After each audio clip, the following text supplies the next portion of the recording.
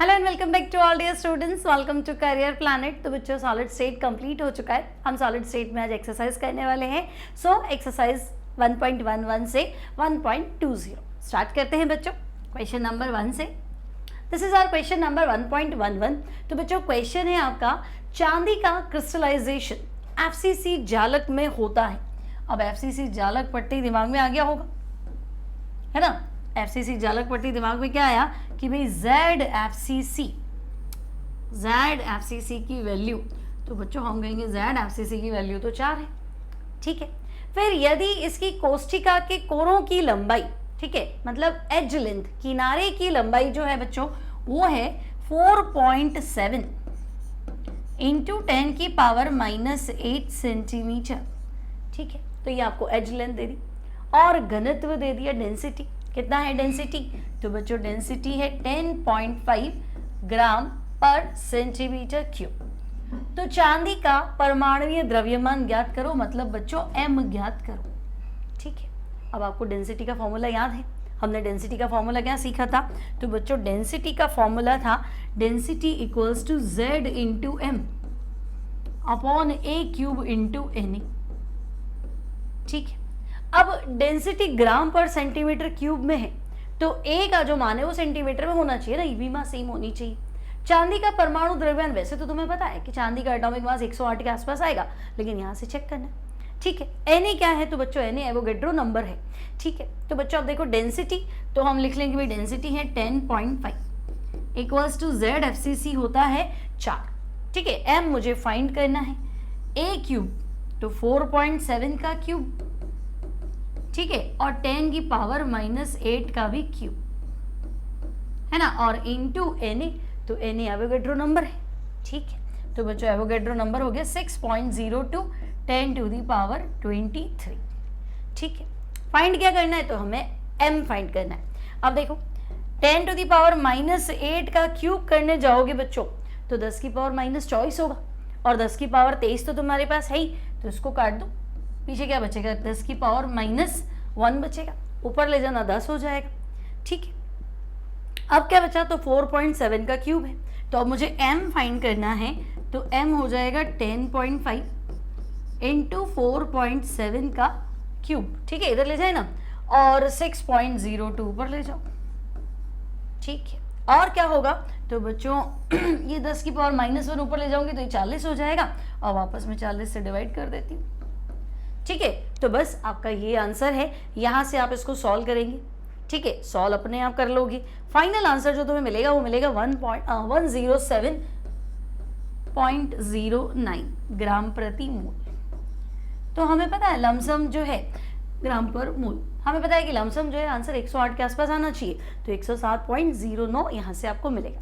Clear? Simple question था, जालक FCC था, हमने z का मान रख दिया, कोष्ठिका के कोरों की लंबाई तो बच्चों हमने a का मान रख दिया, ठीक है। परमाणु द्रव्यमान हमें ज्ञात करना था, डेंसिटी हमारे को क्वेश्चन में गिवन थी, डायरेक्ट फॉर्मूला अप्लाई करेंगे, डायरेक्ट आंसर आ जाएगा। आगे बढ़ते हैं। नेक्स्ट क्वेश्चन है बच्चों, एक घनीय ठोस किससे बना है? तो ये कह रहा है घनीय ठोस आपका P और Q से बना है, Q घन के कोनों पे है, ठीक है। तो बच्चों Q कॉर्नर पे है, कोने कितने होते हैं? तो हम कहेंगे कोने तो 8 होते हैं, और प्रत्येक कोने का योगदान कितना होता है? तो हम कहेंगे 1/8 होता है ना बच्चों, इतना तो क्लियर है।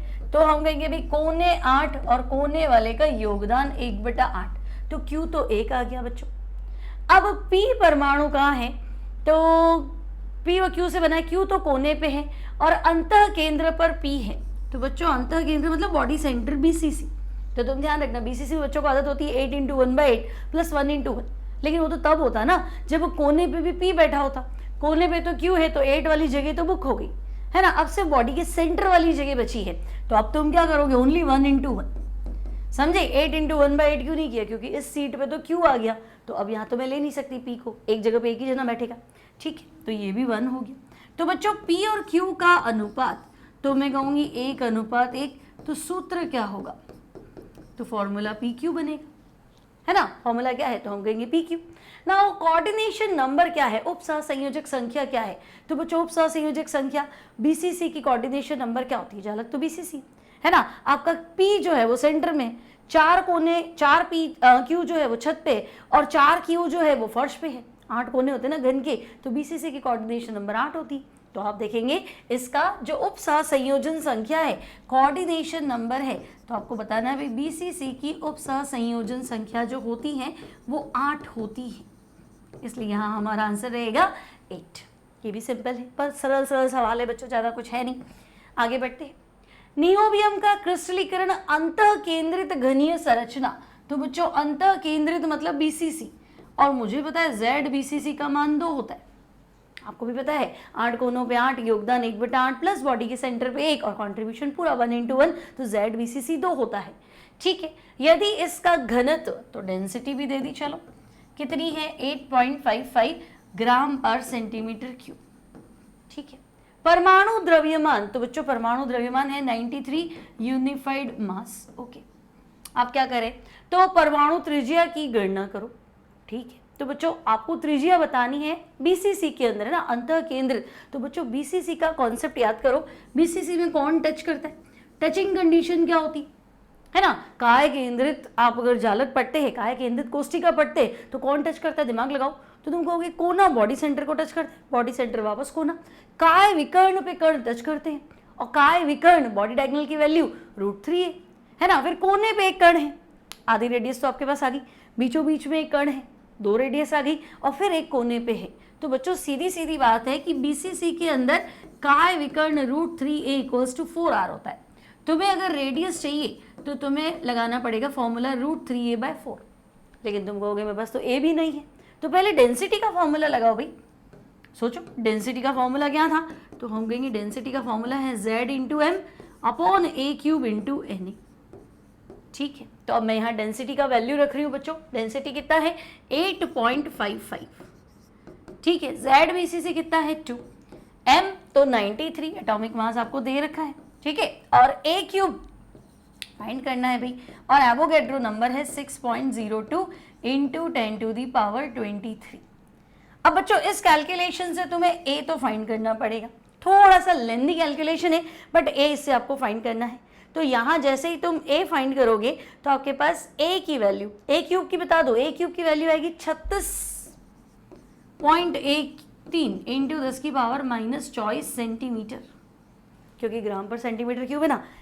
तो ये A³ का मान है, तो A का मान बताओ, तो भाई इसका क्यूब रूट ले लो, 36.13 का क्यूब रूट ले लो, और 10⁻24 का क्यूब रूट ले लो, तो ये तो 10⁻8 हो जाएगा, और 36 का। अब एग्जाम में फंस जाओगे है ना, क्योंकि कैलकुलेटर से तो आ जाएगा। तो तुम ऐसे सोचो ना कि अगर मैं 4 मान लूँ आंसर, तो 4 चौक 16, 16 × 4 64, तो बहुत दूर है, 4 तो होना ही नहीं चाहिए, 4 के आसपास भी नहीं होना चाहिए, मुझे 36 पे जाना है, 64 पहुँच जाएगा। और 3 मानूँ तो 3 × 9, 9 × 27, 27 और 36 में ज़्यादा फर्क नहीं है, मतलब आंसर जो मेरा है 3 पॉइंट समथिंग है, तो तुम 3.3 ले लो, 3.2 ले लो, बस नियर अबाउट आ जाएगा। ठीक है, और एग्जैक्टली इसको कैलकुलेट करेंगे बच्चों। ठीक है, तो तुम्हारा आंसर जो बैठेगा वो बैठेगा 3.31। Okay, so this is 3.31 × 10⁻8 centimetre. अब तुम्हें फिर लगेगा कि मैं करूँगा कैसे, तो एग्जाम में इस तरह का डेटा नहीं आएगा कि तुम्हें कैलकुलेटर की हेल्प चाहिए है ना, इस तरह का डेटा आएगा कि तुम नियर निकाल लो और फंस जाओ। तो नियर अबाउट मैंने तो पहले ही कहा था कि देखो 36 आ रहा है, तो 3 से थोड़ा आंसर तुम्हारा ज़्यादा बैठेगा, तो 3.2 ले लेते, 3.3 ले लेते, ज़्यादा फर्क नहीं आता। ठीक है, अब क्या करना है, तो मुझे तो रेडियस फाइंड करनी है बच्चों, है ना, हमारे पास तो रेडियस का फॉर्मूला है, तो r = √3। ठीक है, a का मान ये रहा 3.31 × 10⁻8, और डिवाइड किससे करना है, तो हम कहेंगे 4 से डिवाइड करना है। ठीक है, तो यहाँ से फाइंड करो, √3 की वैल्यू होती है बच्चों 1.732 है ना, तो इसको जब तुम फाइनली सॉल्व करोगे तो तुम्हारी रेडियस आनी चाहिए 1.43। फाइनल आंसर रहेगा बच्चों 1.43 × 10⁻8 सेंटीमीटर। आंसर खुद निकालेंगे, चेक करेंगे है ना, और सही आ गया तो मुझे कमेंट बॉक्स में लिख के बताएंगे कि मेरा आंसर आ गया, और नहीं आया तब भी बताएंगे मेरा आंसर नहीं आया, वापस देखेंगे इनको। ठीक है, तो ये हो गया हमारा नेक्स्ट क्वेश्चन। आगे बढ़ते हैं बच्चों, तो नेक्स्ट है, यदि अष्टफलकीय रिक्ति की त्रिज्या r है, ठीक है, तथा निबिड संकुलन में परमाणुओं की त्रिज्या r है, तो r और r में संबंध स्थापित कीजिए। एक्चुअली ये रेडियस रेशियो पे बेस्ड है, और एनसीईआरटी में रेडियस रेशियो का ही दे नहीं रखा है, त्रिज्या अनुपात जिसे कहते हैं। ठीक है। अब अष्टफलकीय रिक्ति का त्रिज्य अनुपात जो होता है वो होता है 0.414, ठीक है। तो हम कहेंगे ओके, अब 0.414 हम निकालेंगे कैसे, तो हम फाइंड करेंगे, कैसे फाइंड करेंगे, तो देखो अष्टफलकीय रिक्ति कहाँ होती है, अष्टफलकीय रिक्ति होती है तो किनारे के केंद्र पे, किनारे के केंद्र पे, सीसीपी जालक की बात कर रही हूँ, है ना। और दूसरा तो हम कहेंगे किनारे के केंद्र पे और बॉडी के सेंटर, ठीक है ना। एग्जैक्ट जो रेडियस रेशियो होता है ऑक्टाहेड्रल वॉइड का, अष्टफलकीय रिक्ति का, वो होता है 0.225 से 0.414, ठीक है। तो मुझे आंसर निकालना है इसका। तो हम क्या करेंगे कि अच्छा चलो, एक तो किनारे के केंद्र पे होती है, दूसरा बॉडी के सेंटर पे होती है, तो बॉडी के सेंटर, काय के केंद्र पे, ठीक है, और 4 परमाणु जो एक तल में है वो उसको घेरे रखते हैं। ये अभी मैंने थोड़े दूर बनाए हैं, एक्चुअली ये दूर नहीं होते हैं, ये बिल्कुल पास पास में ही है, टचिंग कंडीशन में ही है ना ये, ठीक है। और अष्टफलकीय रिक्ति जो है इसके बीचों बीच में होती है, तो मैं इसको ऐसे बना देती हूँ यहाँ, ठीक है। अब बच्चों ये जो चीज़ है ना, ये जो मैं स्क्वायर बना रही हूँ, ये 4 पॉइंट, ये तो घन का किनारा है, ठीक है। तो मैं इसके पॉइंट्स ले लेती हूँ। मान लो मैंने ले लिया, ये ए पॉइंट है, ये बी पॉइंट है, ये सी पॉइंट है और ये डी पॉइंट है, और जो लाल गोले से दर्शाया है वो क्या है, वो अष्टफलकीय रिक्ति है, ठीक है। ये वाली जो है ये ऑक्टाहेड्रल वॉइड है, अष्टफलकीय रिक्ति है, ठीक है। और ये जो काले गोले से दर्शाया है ना बच्चों, ये आपका क्या बोलते हैं, जालक का परमाणु है ना। भाई जैसे रिक्ति होती है ना, तो रिक्ति में तो धनायन रखते हैं और बाकी क्या होता है, वो ऋणायन होता है। तो आप ऐसे मान लो, या फिर आपका मान लो कॉपर क्रिस्टल है या सिल्वर क्रिस्टल है, तो परमाणु वो है और बीच में जो गड्ढा है वो लाल वाली रिक्ति है। तो बच्चों ये हमारा परमाणु है, इसकी त्रिज्या, तो इसकी त्रिज्या तो है, कैसे बनाऊँ मैं, इसको बनाती हूँ ऐसे, ठीक है। इसकी त्रिज्या तो है r, और ये जो मैंने छोटी सी रिक्ति बनाई है ना, ये जो रिक्ति बनाई है इसकी त्रिज्या जो है वो मैं ले रही हूँ स्मॉल r, ठीक है। कोई दिक्कत नहीं, आइडिया तो लग जाएगा। बड़ा वाला जो गोला बनाया है वो आपका परमाणु है, तो परमाणु की त्रिज्या मैंने मानी है कैपिटल R, वैसे भी क्वेश्चन में दिया हुआ है। और रिक्ति की त्रिज्या क्या मानी है, तो मैंने मानी है स्मॉल r, और मुझे एक वर्ग तो दिख रहा है, ठीक है। अब वर्ग दिखने से क्या, मुझे चाहिए यहाँ पे एक डायगोनल, ये इस तरह से, ओके, कोई डाउट नहीं आता है ना। तो अब हमने लिखे, क्या लिखे हम, तो हम लिख लेते, देखो इसने कुछ नहीं है, परमाणु की त्रिज्या कैपिटल R है ना, और अष्टफल की रिक्ति की त्रिज्या क्या है, स्मॉल r है, ठीक है।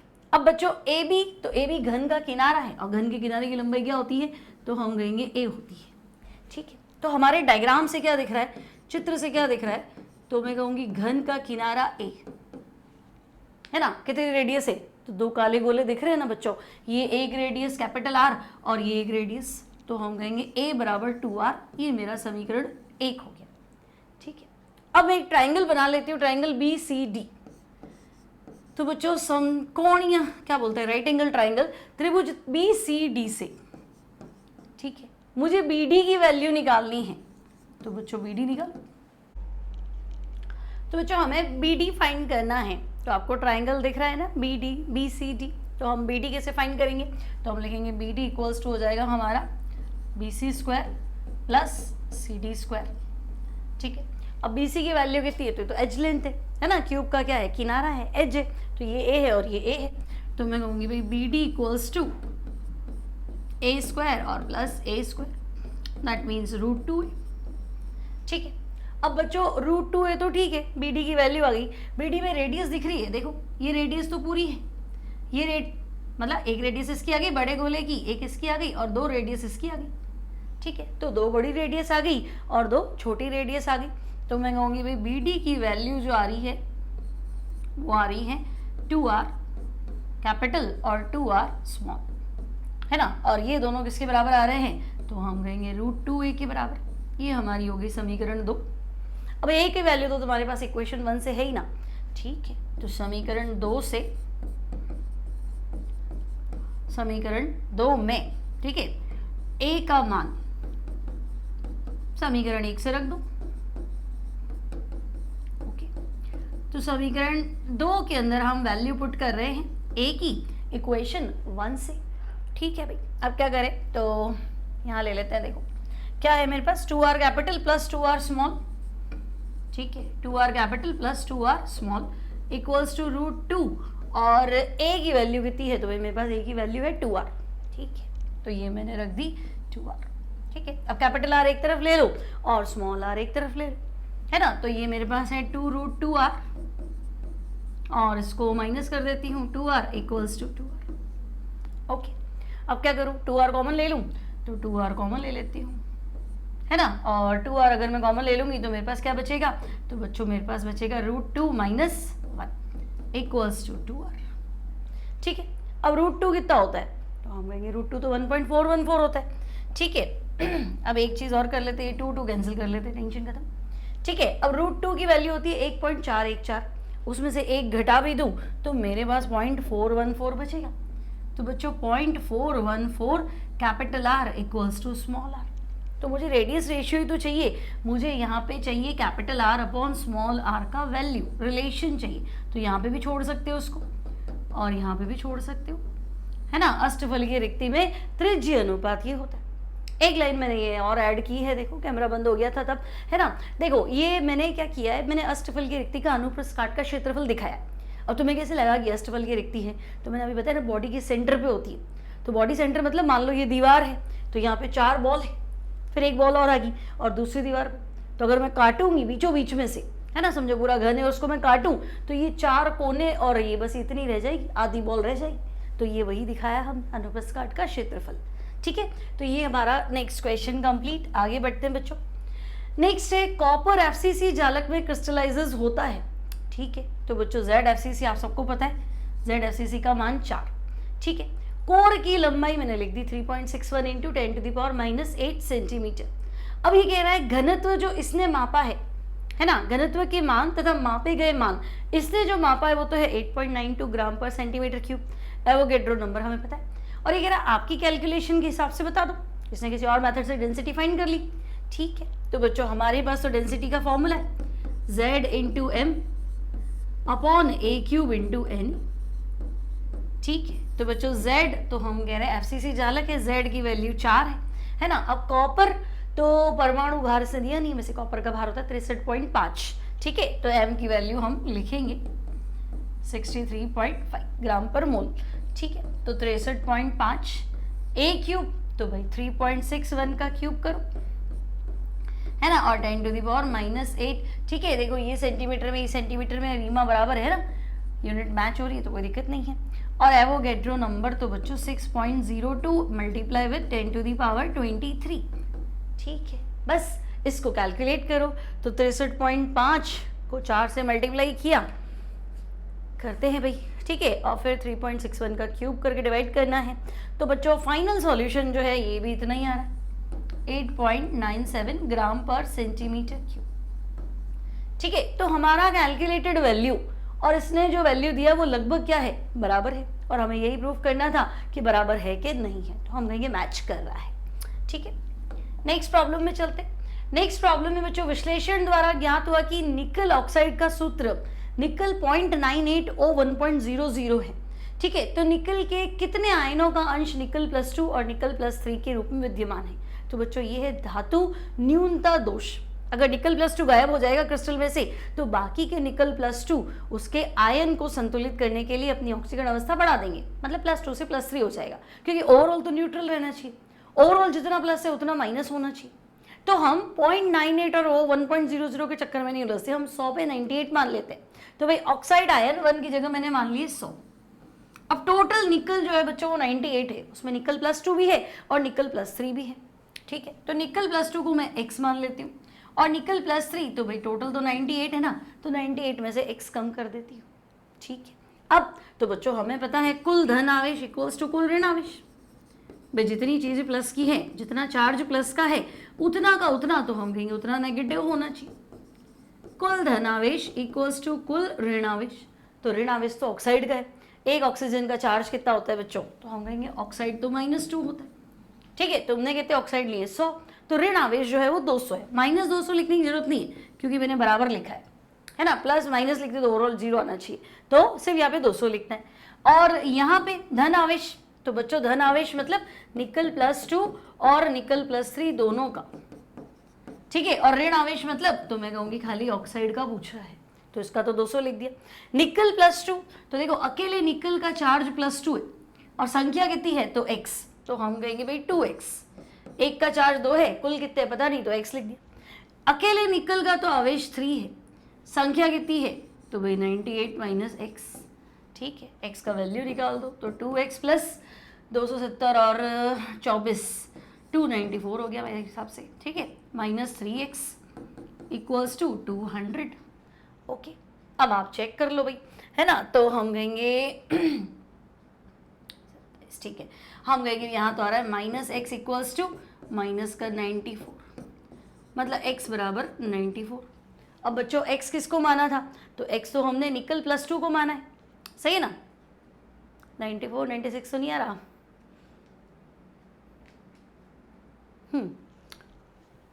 निकल +2 की संख्या x हो गई।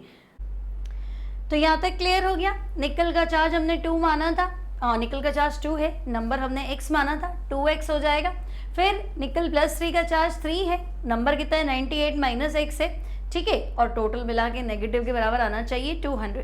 तो यहाँ से x की वैल्यू आ गई 94, तो x क्या है निकल +2, तो निकल +2 आयनों की संख्या 94 है और निकल +3 वाले की संख्या जो है वो 98 - x थी, यानी कि 98 - 94 तो 4 रहेगा, ठीक है, यहाँ तक कोई दिक्कत नहीं।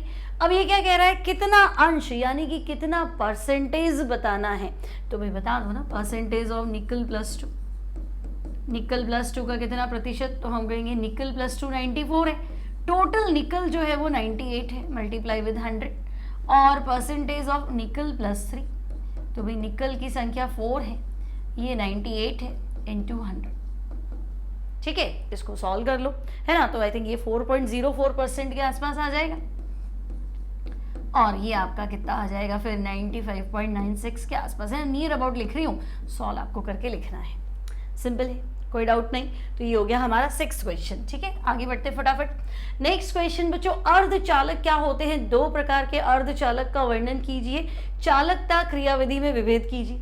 तो अर्धचालक मैंने बताया था 0 केल्विन पे तो बिल्कुल ही क्या होते हैं, कुचालक होते हैं, लेकिन ताप बढ़ाने पे उनकी चालकता बढ़ाई जा सकती है।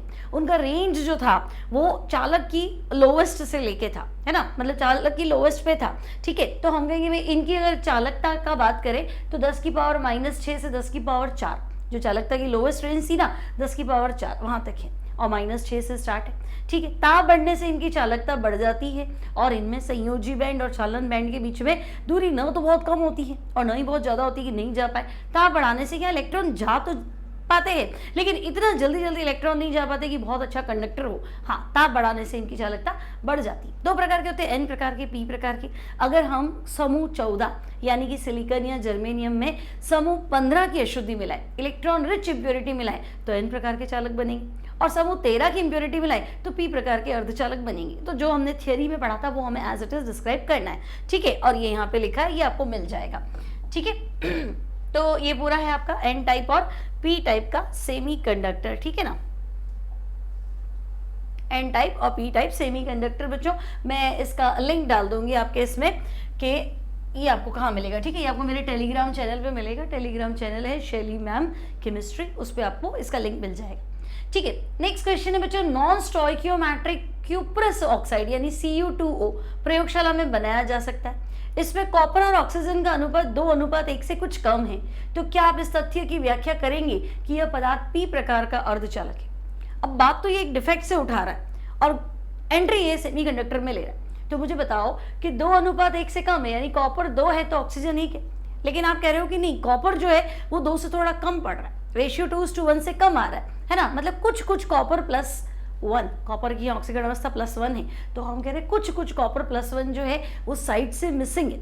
अब बच्चों अगर कॉपर +1 गायब है ना, मान लो कॉपर ऑक्साइड का जो एक क्रिस्टल है, अगर मैं इसको डिस्कस करूं तो ये कुछ ऐसा है, Cu2 एक कॉपर +1 है, ये ऑक्साइड 2 है, फिर ये ऑक्साइड है, ये कॉपर +1 है, ठीक है। एक ऑक्साइड पे 2 कॉपर होने चाहिए, तो ये 2 ऑक्साइड है ना, तो बच्चों कॉपर जो है वो 4 होने चाहिए, तभी तो चार्ज बैलेंस हो। लेकिन ये कह रहा है कि नहीं, अनुपात 2:1 से कम है। समझ में आ रहा है, देखो कॉपर 4 है, ऑक्सीजन 2 है, तो 4 कॉपर 2 ऑक्सीजन, रेशियो कितना है 2:1, लेकिन डिफेक्ट है, कॉपर +1 कम हो गया। तो बच्चों अगर क्रिस्टल में कॉपर +1 कम हो गया तो उसकी जगह खाली हो गई, ठीक है। आवेश कैसे बराबर होगा, तो हम कहेंगे अपनी संयोजकता बढ़ा देगा, ये लो संयोजकता बढ़ गई। और बच्चों ये जो रिक्ति है, जिसे हम धनायन रिक्ति कह रहे हैं एक्चुअली, है ना, तो इसको रिक्ति कह दूं या होल कह दूं, तो पी प्रकार के अर्धचालक में क्या होता था, होल्स ही तो होते थे, है ना। जितने ज्यादा होल्स होते थे करंट पास करने के चांसेस उतने ही ज्यादा होते थे। तो बस ये पी प्रकार के अर्धचालक में पहुंच जाएगा, है ना। देखो आपसे ये क्या कह रहा है स्टेटमेंट, Cu2O में कॉपर का रेशियो 2:1 से कम है, इसका मतलब कुछ क्यूपरस प्लस जो है वो गायब है ना, और उसकी जगह क्या ले लिया, क्यूपर +2, क्योंकि उसको क्या करना था, न्यूट्रल रखना था, आवेश का संतुलन करना था, उदासीनता बनाए रखने के लिए कॉपर +2 आयन जो है वो कॉपर प्लस को रिप्लेस कर दिया, गायब है वो तो वैसे, ठीक है। परिणाम स्वरूप एक इलेक्ट्रॉन न्यून छिद्र, मतलब इलेक्ट्रॉन की कमी हो गई तो वहां पे आपका धनात्मक छिद्र बन गया, यानी कॉपर +1 की जगह जो कम हो गई वो धनात्मक छिद्र है। इस प्रकार Cu2O क्रिस्टल इलेक्ट्रॉन न्यून छिद्र के गमन के माध्यम से विद्युत का संचालन करता है और एक पी टाइप ऑफ सेमीकंडक्टर की तरह बिहेव करता है, ठीक है। आगे बढ़ते हैं बच्चों। Next problem, ferric oxide ion के षटकोणीय निबिड़ संकुलन में क्रिस्टलित है। तो बच्चों ऑक्साइड आयन जालक में है, ठीक है। फिर ये कह रहा है 3 अष्टफल की रिक्तियों में से 2 पे तो फेरिक आयन है, फेरिक ऑक्साइड का सूत्र बताइए, ठीक है, सूत्र ज्ञात कीजिए। तो बच्चों जो जालक में बैठता है, यहाँ पे कह रहा है ऑक्साइड आयन आपका षटकोणीय जालक में है, ठीक है, तो हम कहेंगे ऑक्साइड आयन की संख्या हो गई n, ठीक है। जालक में परमाणु, फिलहाल हमारे परमाणु कौन से, तो हम कहेंगे ऑक्साइड है। फिर आपने पढ़ा है जितने जालक में परमाणु होते अष्टफल की रिक्तियां भी इतनी होती है, ये लो। फेरिक आयन कितने होंगे, तो आप तो कह रहे हैं ना कि हर 3 में से 2 पे फेरिक आयन, जितनी भी अष्टफल की रिक्तियां अगर 3 है तो फेरिक आयन 2 है। तो बच्चों इसने ले लिया 2/3 हिस्सा किसका, अष्टफल की रिक्तियों का। बस अब फॉर्मूला बना दो, तो Fe/O, तो ऑक्साइड आयन n है तो ये 2/3n है, n कैंसिल हो जाएगा, दोनों तरफ 3 से मल्टीप्लाई कर लो बच्चों, तो तुम्हारा जो फॉर्मूला बन रहा है ये बन रहा है Fe2O3। तो जालक का सूत्र आपका हो गया, फेरिक ऑक्साइड का सूत्र Fe2O3, ठीक है। बढ़ते हैं लास्ट क्वेश्चन की तरफ। तो बच्चों P या N कौन सा सेमीकंडक्टर बनेगा, पहला ये कह रहा है इंडियम से डोपित करना जर्मेनियम, तो जर्मेनियम ये रहा, जर्मेनियम कार्बन फैमिली, कौन सीता गीता, है ना, समूह 4 है, तो मैंने 4 वैलेंसी बता दी।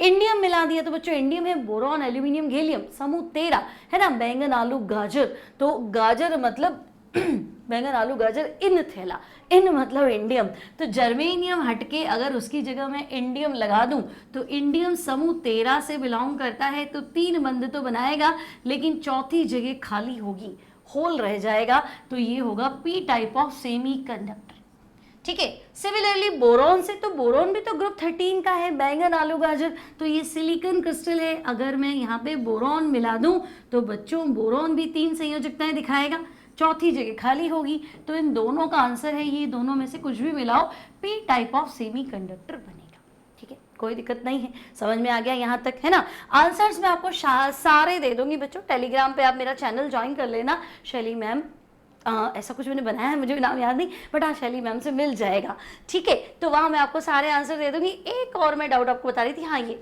अष्टफलकीय छिद्र रिक्ति वाला, तो देखो 4 तरह के वॉइड्स होते हैं, सिंपल पहला था ट्रायंगुलर, ठीक है, फिर था चतुष्फलकीय, फिर था अष्टफलकीय और फिर आती है घनी, ठीक है। तो सिंपल जो पहली वाली वॉइड होती है उसमें रेडियस रेशियो होता है 0.155 से 0.225, चतुष्फलकीय में होता है 0.225 से 0.414, अष्टफलकीय में होता है 0.414 से 0.732 और लास्ट जो घनी होती है 0.732 से 1.00 के अराउंड होता है, ठीक है। तो यहाँ पे जो रेडियस रेशियो था, शायद मैंने गलती से कुछ और बोल दिया था, तो आपको देखना है 0.414 से 0.732, ठीक है। एक रेडियस रेशियो का भी मैंने ना लिंक वीडियो बना रखा है ना, आप उसको ये सारे समझ जाएंगे किस तरह से रेडियस रेशियो फाइंड करते हैं, रिक्तियाँ क्या होती हैं, उसका भी लिंक मैं आपको डिस्क्रिप्शन बॉक्स में दे दूंगी। तो यहाँ कंप्लीट हो गया हमारा 1.11 से लेके 1.20 तक के सारी प्रॉब्लम्स। तो मिलेंगे अगली क्लास में, till then take care, keep practicing and good bye.